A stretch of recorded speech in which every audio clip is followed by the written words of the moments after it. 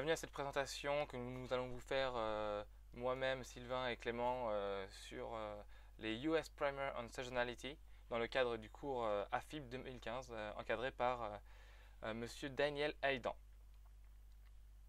Donc voilà notre sommaire. Nous allons commencer d'abord rapidement par rappeler quelques définitions que nous avons jugées importantes. Nous allons ensuite parler de l'impact de la saisonnalité sur des tickers. Et enfin, grâce à des données Bloomberg, on va voir si on peut adapter une certaine stratégie par rapport à cette saisonnalité. Pour commencer avec les définitions, je vais d'abord expliquer ce qu'est l'IPC. Donc une notion clé dans notre sujet. Alors, qu'est-ce que l'IPC? Donc l'IPC, c'est l'indice des prix à la consommation. C'est l'instrument de mesure de l'inflation en fait.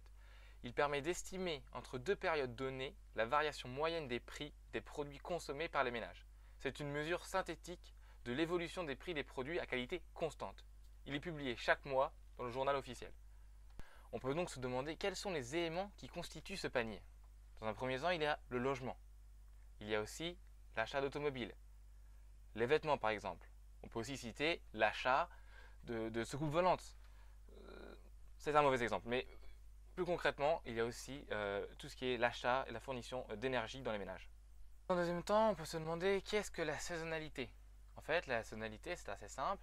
C'est par exemple, si on considère la saisonnalité des ventes, c'est un phénomène par lequel le niveau des ventes de produits est influencé de manière régulière par la saison, une période de l'année ou un événement calendaire récurrent quelconque. Si par exemple on considère ce graphique qui montre les ventes annuelles de champagne en France, on remarque que le volume des ventes en grande distribution est bien plus importante en fin d'année que dans tout le reste de l'année. De plus, on remarque que ce phénomène est récurrent d'une année sur l'autre, 2008 et 2009.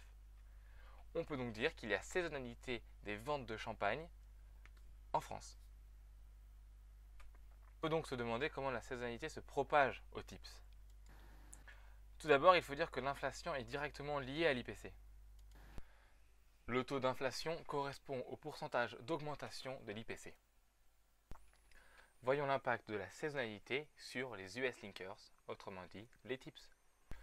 Si on considère deux TIPS dont la maturité est différente, mais qui tombent dans la même période de l'année, à 2 années différentes, disons que le premier TIPS est à échéance juillet 2014 et le deuxième TIPS est à échéance juillet 2015, on peut remarquer que le rendement de ces deux TIPS est équivalent.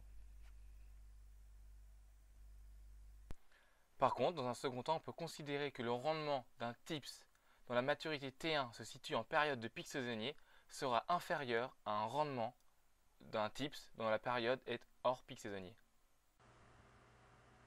Comme nous l'avons vu auparavant, une saisonnalité s'affirme sur le cours des obligations US.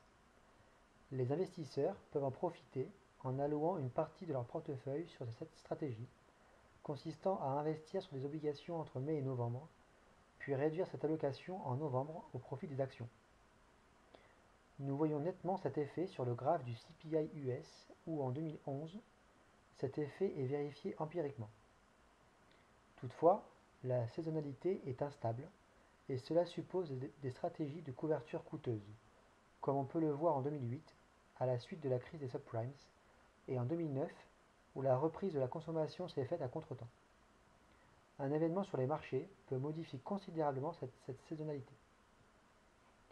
En comparaison en Europe, l'Euribor présente aussi cette saisonnalité comme ici en 2011. Nous voyons la hausse entre mai et novembre, puis la baisse pendant l'hiver. Mais la crise grecque bouleverse ce cycle et engendre une baisse sur toute l'année 2012, puis une uniformité dictée par Bruxelles. Nous terminerons notre sujet sur cette citation de Winston Churchill. Je ne crois aux statistiques que lorsque je les ai moi-même falsifiées. La saisonnalité est un phénomène très peu prévisible et qui comporte beaucoup d'anomalies. On peut imaginer des explications qui s'avéreront non concluantes par la suite. Il est intéressant de l'inclure dans sa stratégie de portefeuille de manière empirique ou bien en complément de diversification et couverture. Merci pour votre attention.